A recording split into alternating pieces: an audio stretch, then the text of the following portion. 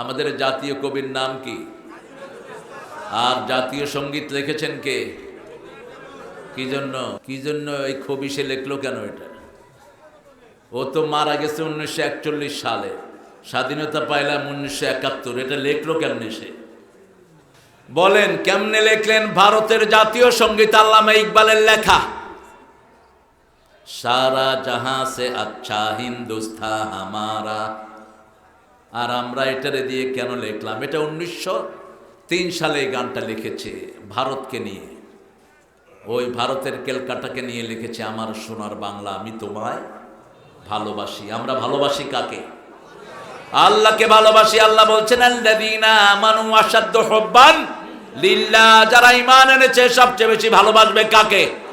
রাসূল বলেছেন যারা আমাকে আমার আল্লাহকে ভালোবাসে তারা ঈমানের স্বাদ পেয়ে যাবে। আল্লাহু আকবার। আমাদের ভালোবাসার একজন তিনি কে? রাসূলকে আল্লাহ বললেন তুমি বলো মান আহাব্বা লিল্লাহ ওয়া আবগাদা লিল্লাহ ওয়া আতা লিল্লাহ ওয়া মানা লিল্লাহ ফাকাদ ইসতাকমালাল ঈমান।